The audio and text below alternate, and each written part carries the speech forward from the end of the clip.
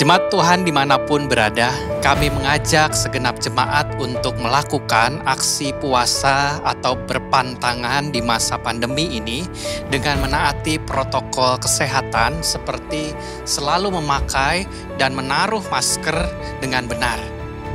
Rutin mengganti atau mencuci masker setelah dipakai dan menggunting tali masker setelah digunakan sambil turut serta menjaga lingkungan.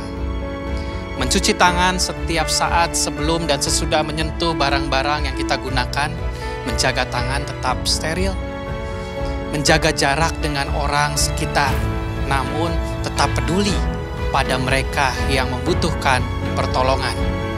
Menjauhi kerumunan, lakukanlah aktivitas di rumah sambil mempererat relasi bersama dengan keluarga. Kurangi mobilitas sekaligus mengurangi polusi udara dan kita juga menghemat pengeluaran kita. Mari jemaat, kita saling menjaga keselamatan, kita berkorban demi sesama sambil menghayati pengorbanannya di kayu salib bagi kita umat manusia yang berdosa.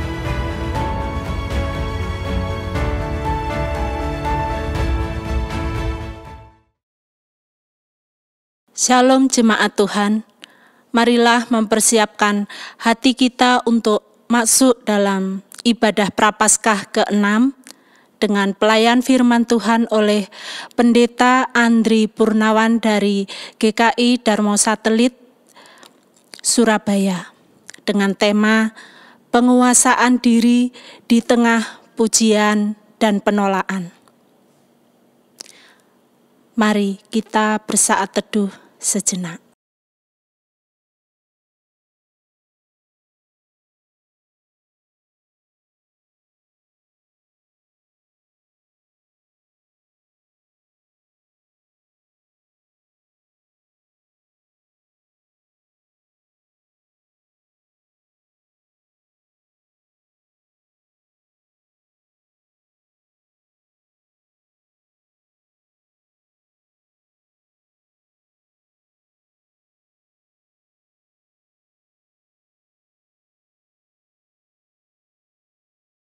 Tuhan itu maha tinggi, mengatasi segala bangsa.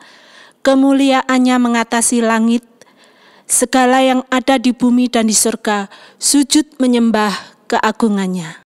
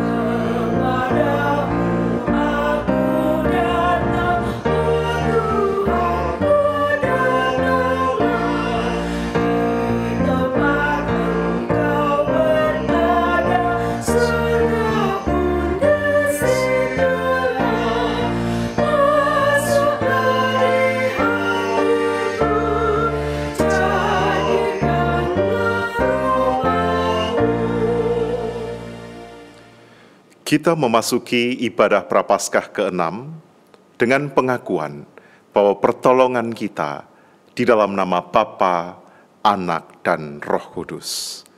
Amin.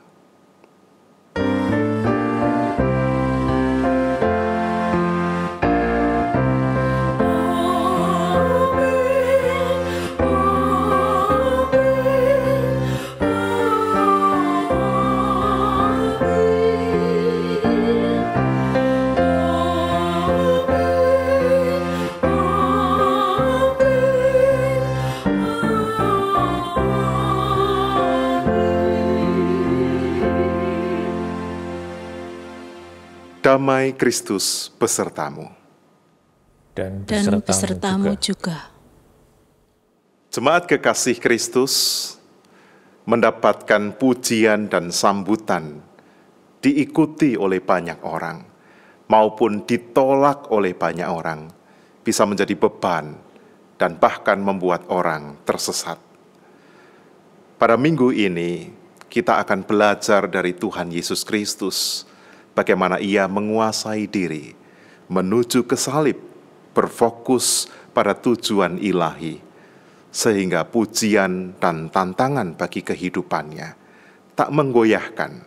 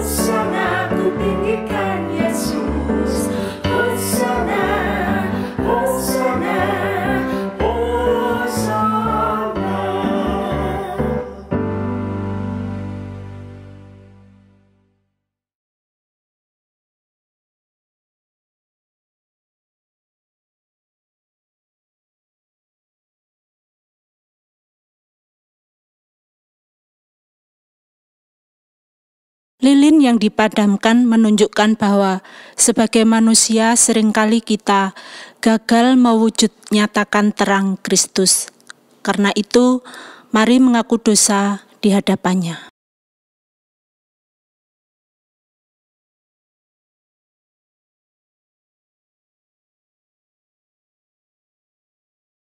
Tuhan Allah Bapa yang Maha Baik, setiap kata-kata yang terucap melalui mulut dan yang ada dalam hati kami, Engkau mendengarnya. Tolonglah agar semua pengakuan kami yang terucap dan tersimpan di hati kami, Tuhan yang menyucikannya. Karena kami tahu bahwa hanya anugerah dari Tuhan Yesuslah yang selalu memulihkan hidup kami. Terima kasih Tuhan, di dalam nama Tuhan Yesus, Juru Selamat kami memohon. Amin.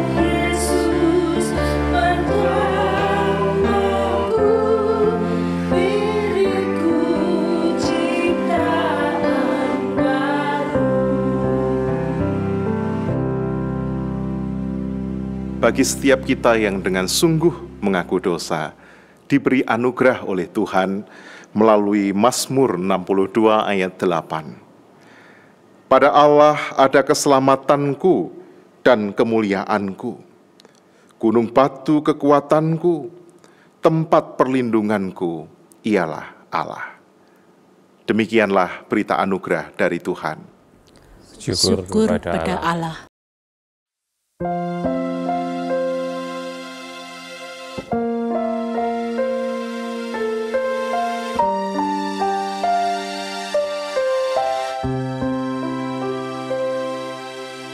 Kasih yang terindah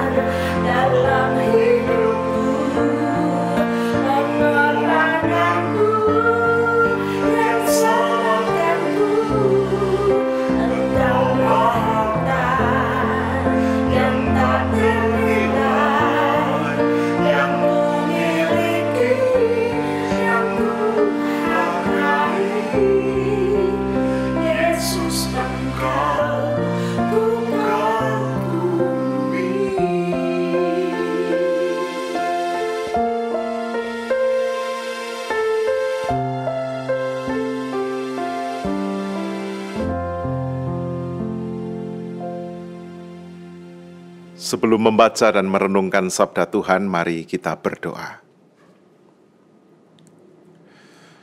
Urapilah hati dan seluruh kehidupan kami, ya Roh Kudus, sehingga pancaran kasih dan kebenaran boleh meluap melalui kata dan karya kami.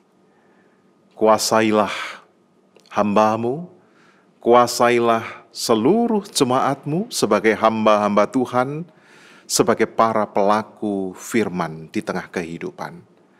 Bersabdalah, kami siap mendengar. Di dalam Kristus Yesus Juru Selamat kami berdoa. Amin. Saudara-saudara, kita akan membaca Injil Tuhan Yesus Kristus menurut Markus pasal 14 ayat 1-3.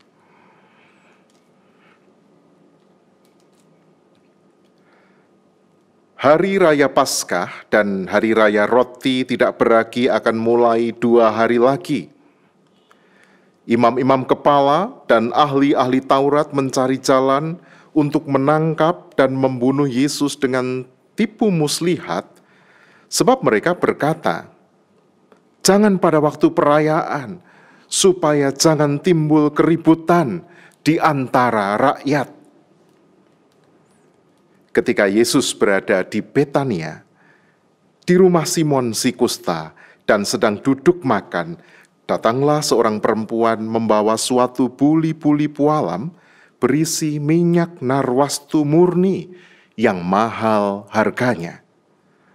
Setelah dipecahkannya leher buli-buli itu, dicurahkannya minyak itu ke atas kepala Yesus. Demikianlah pembacaan firman Tuhan. Berbahagialah mereka yang mendengarkan firman Allah dan yang memeliharanya. Hosiana.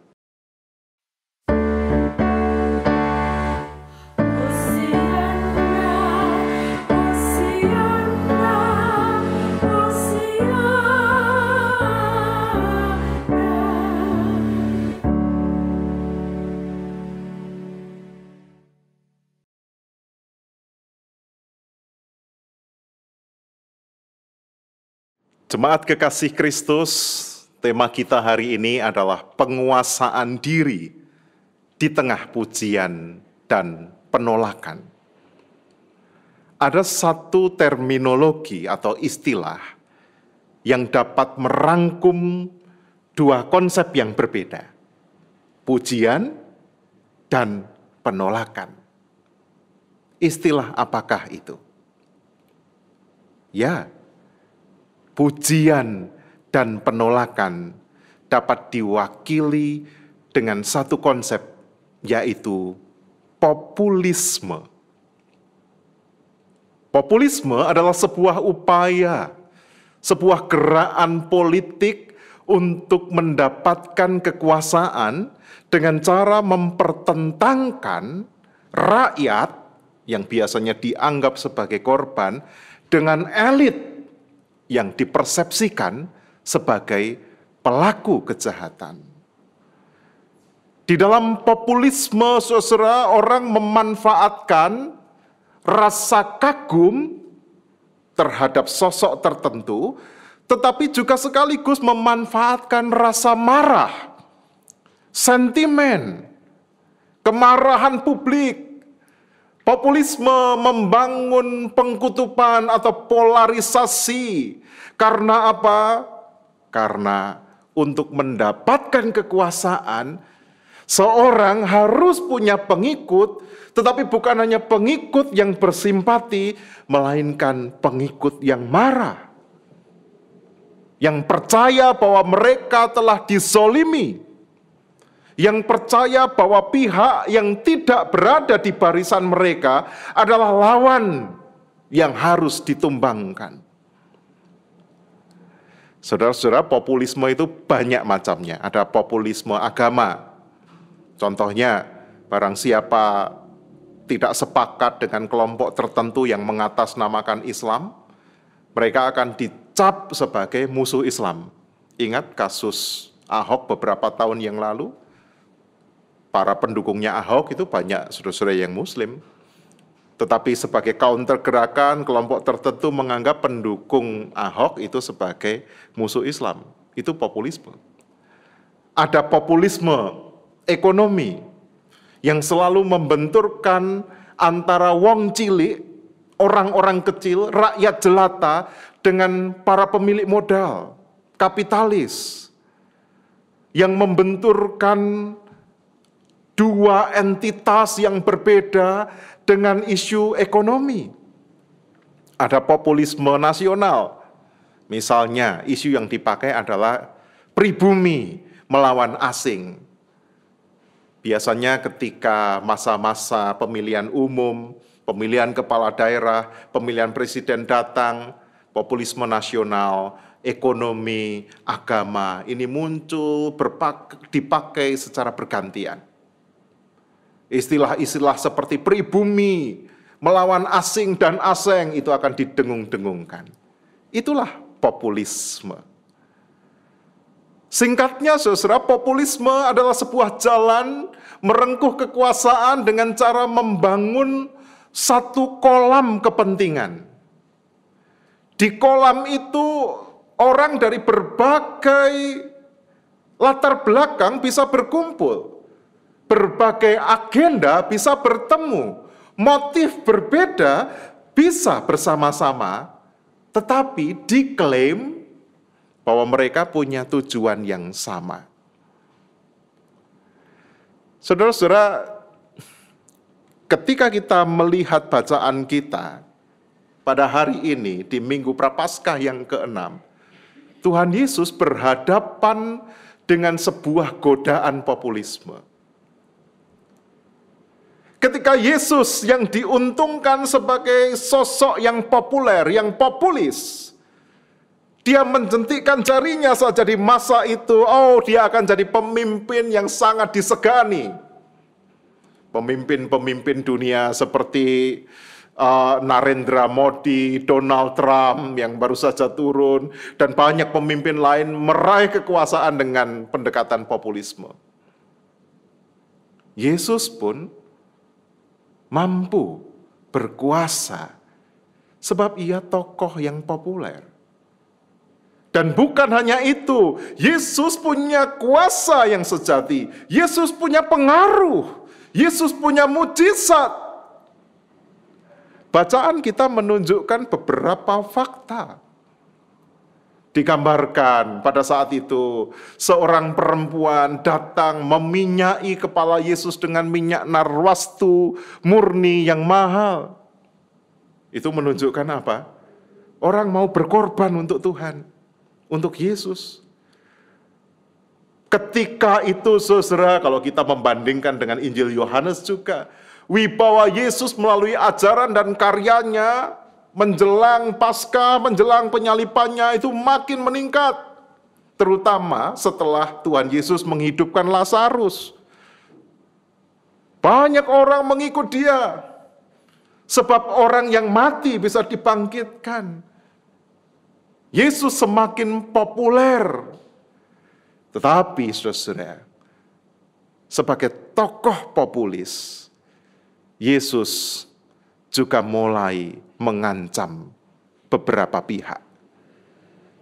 Imam-imam kepala dan ahli Taurat dalam bacaan kita digambarkan mencari jalan untuk membunuh Yesus.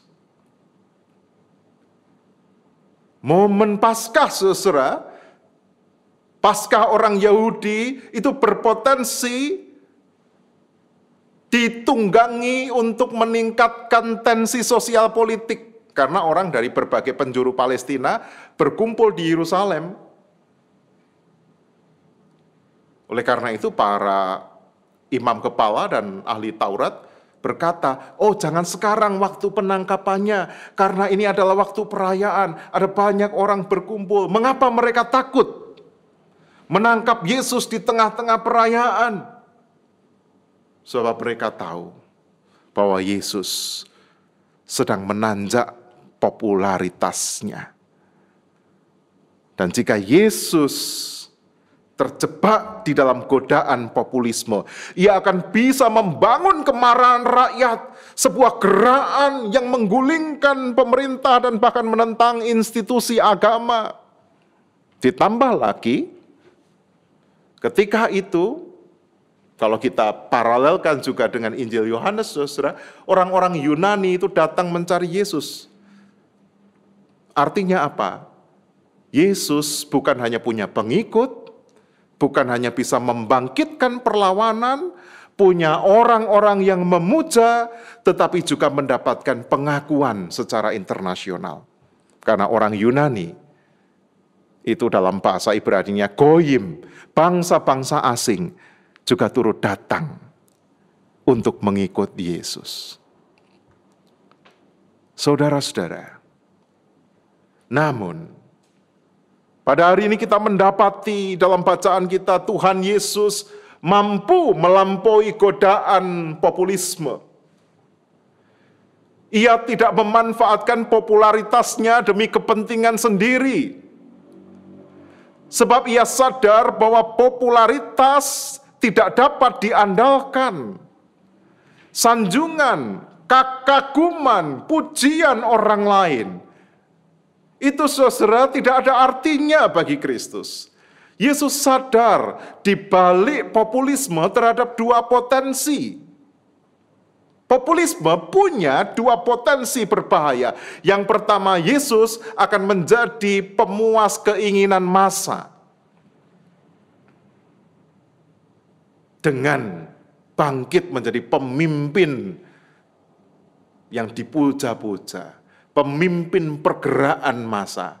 Ya, mungkin Yesus akan diikuti, tapi akan ada satu titik bahwa ia hanya akan menjadi pemuas publik. Yang kedua, saudara, populisme juga berbahaya sebab Yesus bisa menjadi pihak yang beroposisi dengan pemerintah Romawi, bertentangan dengan pemimpin Yahudi, sehingga Tuhan Yesus Kristus yang datang untuk menyelamatkan itu tidak akan menjadi raja damai, melainkan hanya menjadi kepala pemberontak.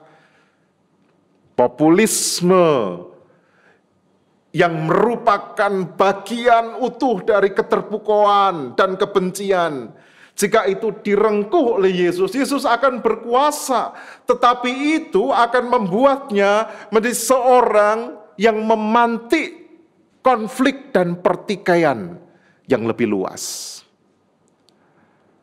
Baik adorasi ala populisme maupun hostility atau permusuhan ala populisme itu tidak dapat diandalkan untuk mendatangkan damai sejahtera. Tuhan Yesus memilih untuk memberi diri, menjadi korban agar setiap orang, seluruh dunia yang dikasihi Allah, beroleh keselamatan dan damai sejahtera sejati. Ia tidak memerlukan pengakuan orang bahwa ia adalah anak Allah yang dikasihi. Pengorbanan yang ia pilih merupakan kesaksian sejati tentang kasih Allah. Bagaimana dengan kehidupan kita saat ini? Saudara-saudara, sadar atau tidak, kita sedang hidup di sebuah era di mana budaya populis itu menjadi tantangan yang serius, bukan hanya pada masa-masa politik. Sebab budaya kita percaya bahwa pembuktian identitas dan pelestarian diri, self-preservation, adalah segala-galanya. Orang mengupload gambar di media sosial. Coba setelah diupload seminggu nggak ada yang nge-like sama sekali. Bagaimana perasaan saudara?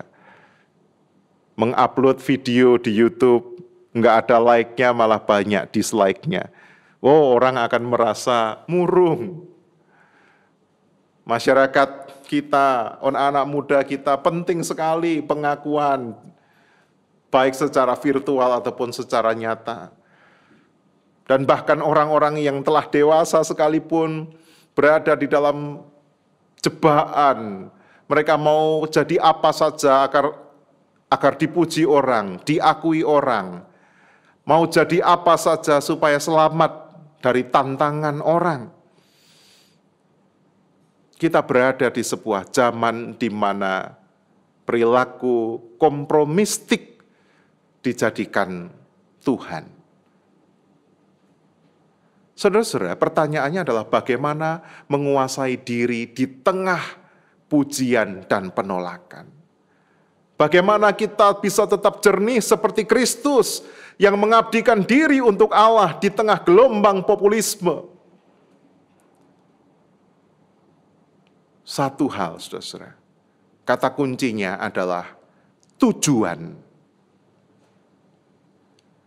Seorang bisa menguasai diri di tengah pujian dan penolakan kalau ia punya tujuan.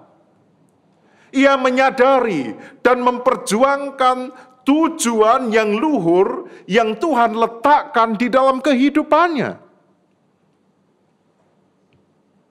Dengan memiliki tujuan hidup, kita tidak akan mudah diombang-ambingkan oleh pengakuan dan penolakan orang. Tujuan memberi kita rute perjalanan sehingga kita tidak mudah tersesat.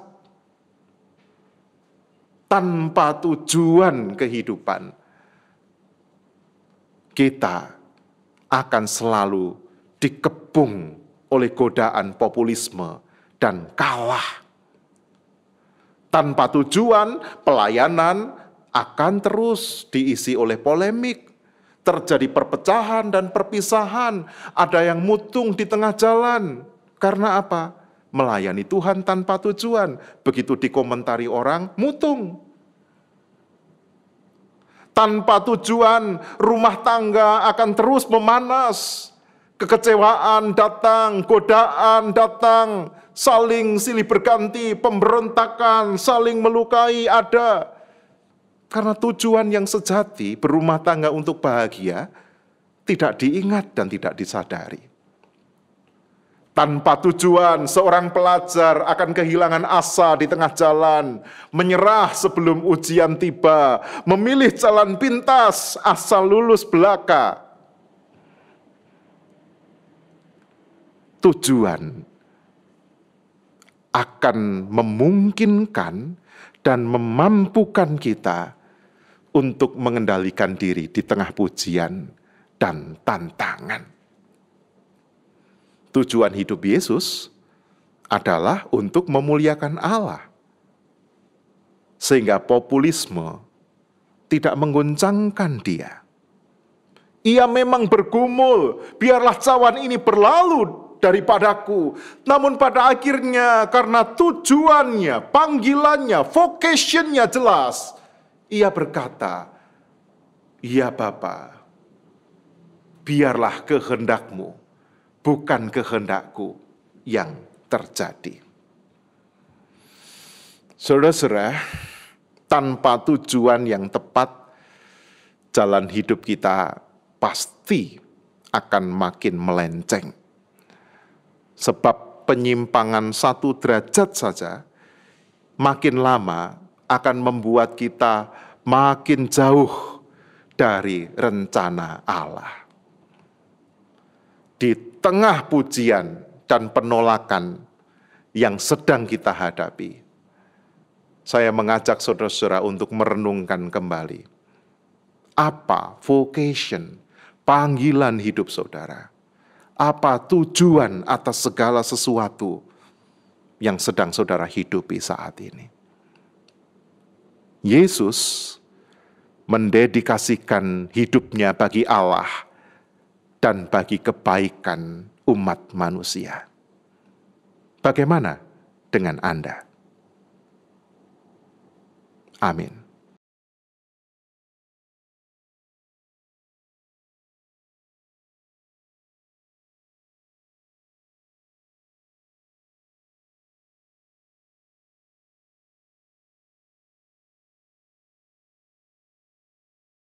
Dengan hati yang tertuju pada Tuhan, mari bersama kita ikrarkan pengakuan iman kita menurut pengakuan iman rasuli yang berbunyi demikian. Aku percaya kepada Allah, Bapa yang Maha Kuasa, Khalik langit dan bumi, dan kepada Yesus Kristus, anaknya yang tunggal Tuhan kita, yang dikandung dari Roh Kudus, lahir dari anak darah Maria, yang menderita sengsara di bawah pemerintahan Pontius Pilatus, disalibkan, mati dan dikuburkan, turun ke dalam kerajaan maut, pada hari yang ketiga bangkit pula dari antara orang mati, naik ke surga, duduk di sebelah kanan Allah, Bapa yang Maha Kuasa, dan dari sana ia akan datang untuk menghakimi orang yang hidup dan yang mati. Aku percaya kepada Roh Kudus, gereja yang kudus dan am, persekutuan orang kudus, pengampunan dosa, kebangkitan orang mati, dan hidup yang kekal.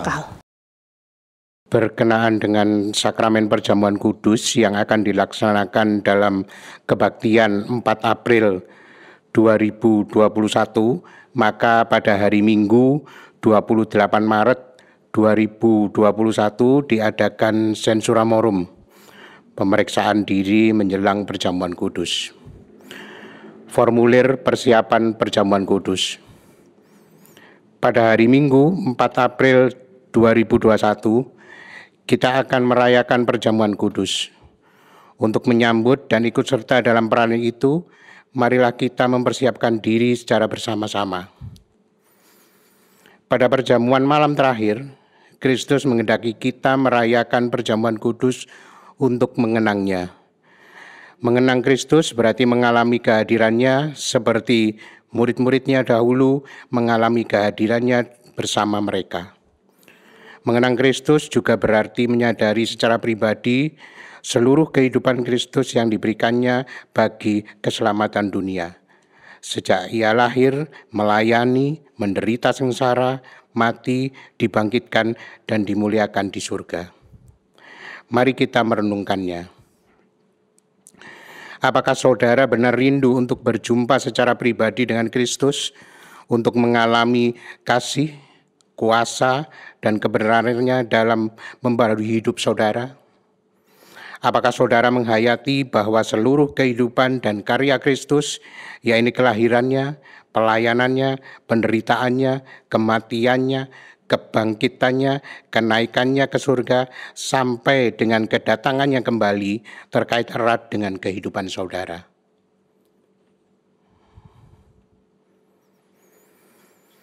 Pada perjamuan malam terakhir, ketika Kristus memecah roti dan mengangkat cawan, ia membagikan tubuh dan darahnya sendiri kepada murid-muridnya.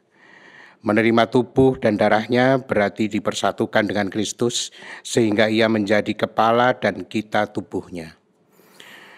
Menerima tubuh dan darahnya berarti dipersatukan dengan semua orang yang menerimanya juga menjadi satu tubuh dan satu roh. Mari kita merenungkannya. Apakah saudara menghayati bahwa Kristus adalah kepala seluruh kehidupan saudara dalam hidup berjemaat dan bermasyarakat, dalam keluarga dan pekerjaan saudara? Apakah saudara menghayati bahwa saudara adalah anggota tubuh Kristus yang saling mengasihi orang terhadap yang lain? Ketika kita bersatu dengan Kristus, roti hidup yang dipecah-pecahkan bagi dunia ini, kita pun dipersatukan dalam kematian dan kebangkitan Kristus. Dipersatukan dengan Kristus berarti diutus untuk mengosongkan dan mengangkal diri. Memikul salib dan mengikut Kristus, dipersatukan dengan Kristus berarti diutus untuk memberi hidup kita demi keselamatan dunia. Mari kita merenungkannya. Apakah dalam persekutuan dengan Kristus, saudara mau berkorban dan menjadi berkat bagi sesama saudara? Apakah saudara menyadari bahwa sebagai anggota tubuh Kristus di tengah dunia, saudara menjadi mata dan telinga bagi Kristus yang melihat dan mendengar, serta peduli terhadap kebutuhan dan masalah sesama saudara? Sudahkah saudara menjadi mulut bagi Kristus yang menyuarakan kebenaran dan keadilan dalam lingkungan saudara? Sudahkah saudara menjadi tangan bagi Kristus yang berkarya memperjuangkan damai sejahtera di muka bumi?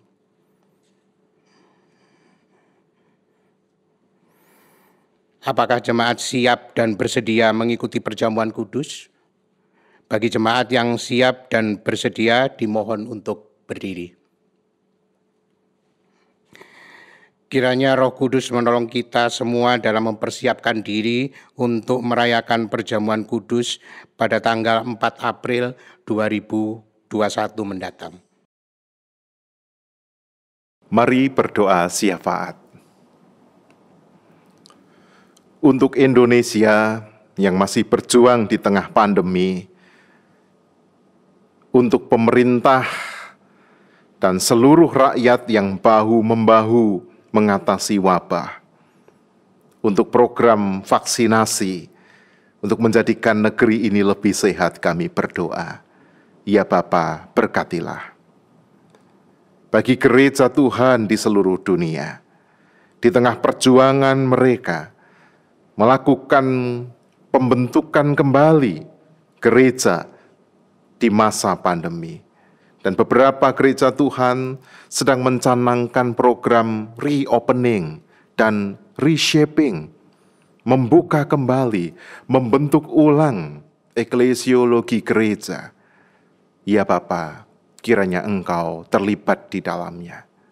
Dan juga secara khusus GKI Citraland, kiranya melalui pandemi, jemaat-Mu di tempat ini justru boleh bangkit di dalam ikatan persekutuan yang saling menguatkan, penuh persahabatan dan keramahan. Kami berdoa untuk setiap pergumulan, setiap orang yang sakit, yang berjuang di tengah-tengah kesulitan ekonomi, mereka yang harus bersekolah dengan sarana daring, yang harus mengajar di dalam segala keterbatasan, untuk setiap rumah tangga yang mengalami dinamika, orang-orang yang sedang kehilangan orientasi dan tujuan hidupnya, kami berdoa untuk mereka semua. Ya Bapa, tolonglah. Syafaat ini kami naikkan di dalam Tuhan Yesus yang mengajar kami berdoa. Bapa kami yang di surga, dikuduskanlah nama-Mu, datanglah kerajaan-Mu, jadilah kehendak-Mu di bumi seperti di surga. Berikanlah kami pada hari ini makanan kami yang secukupnya, dan ampunilah kami akan kesalahan kami, seperti kami juga mengampuni orang yang bersalah kepada kami. Dan janganlah membawa kami ke dalam pencobaan, tetapi lepaskanlah kami daripada yang jahat, karena Engkaulah yang mempunyai kerajaan dan kuasa dan kemuliaan sampai selama-lamanya. Amin. Tiba saatnya kita memberi persembahan sebagai wujud syukur kita atas pemeliharaan Tuhan. Mari memberi dengan sukacita sambil mengingat sabdanya dalam Mazmur 50 ayat 23. Siapa yang mempersembahkan syukur sebagai korban, ia memuliakan aku. Siapa yang jujur jalannya, keselamatan yang dari Allah akan ku perlihatkan kepadanya.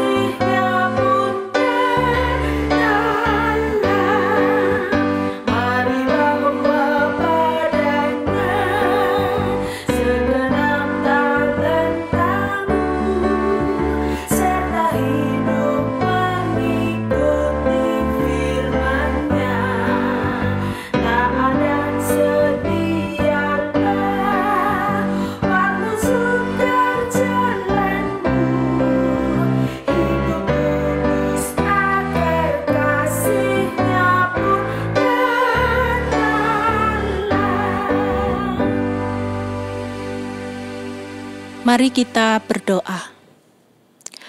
Tuhan Yesus, terima kasih karena kami diberikan kesempatan memberikan persembahan. Kiranya segala yang kami punyai dapat kami persembahkan untuk kemuliaan-Mu.